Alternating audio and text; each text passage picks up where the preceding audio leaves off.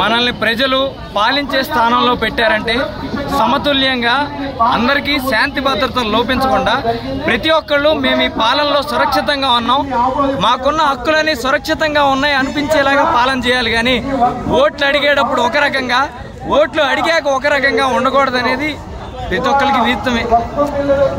మనం ఏ ఎలక్షన్ ప్రచారం చూసినా పాపం ఎక్కడ చూసినా ముస్లిం లీడర్స్ కానీ ముస్లిం వాళ్ళు కానీ ఎక్కడైనా వాళ్ళు అభిమానించే తెలుగుదేశం పార్టీ అయినా జనసేన పార్టీ అయినా పొత్తు పెట్టుకునే ముందు ఒకటే అడిగారు, మీరు ఒక పార్టీతో కలుస్తున్నారు, వాళ్ళు మత కలహాలు రేపే విధంగా పాలన చేస్తారు, వాళ్ళు ఎక్కడైతే సౌత్ ఇండియాలో ఈ మత కలహాలు లేకుండా ముస్లింలు క్రిస్టియన్లు హిందువులు కలిసిమెలిసి బతుకుతారో దాన్ని ఇక్కడ ఒక వాళ్ళ మధ్య కలహాలు సృష్టించి వాళ్ళు ఎదగాలని చూస్తారు. కాబట్టి ఖచ్చితంగా వాళ్ళతో మాట తీసుకోండి, ఎవరికి హక్కులు తీసేసే విధంగా బిల్లులు అమలు చేయమని మాట తీసుకోండి. అంటే కొంతమంది పార్టీలు ఎవరైతే పొత్తు పెట్టుకున్నారో వాళ్ళందరూ కొన్ని వీడియోలు కూడా సోషల్ మీడియాలో వస్తున్నాయి.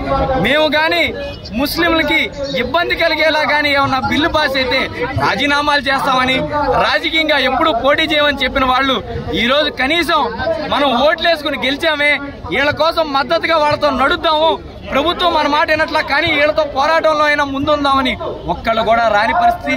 సేఫ్ గేమ్ ఆడుతున్నారు. ఇళ్లలో ఉంటా మేము ఎక్కడికో వెళ్ళాం, శ్రీకాకుళం వెళ్ళాం, అరుణాచలం వెళ్ళాం.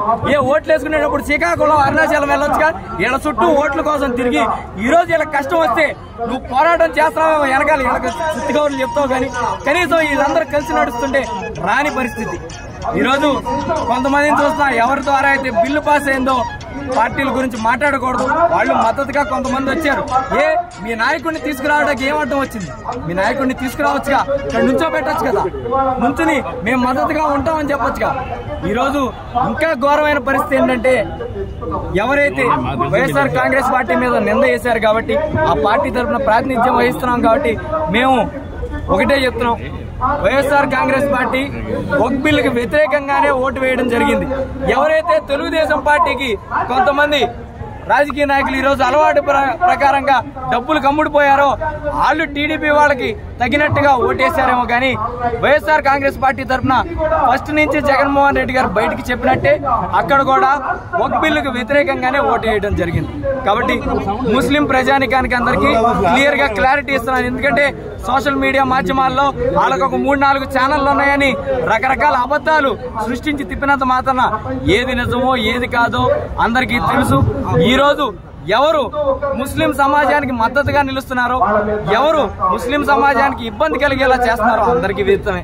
కాబట్టి ఒకటే చెప్తున్నా, ముసుగేసుకున్న దొంగల్ని గుర్తించుకోండి, సరైన సమయంలో సరిగ్గా బుద్ధి చెప్పండి.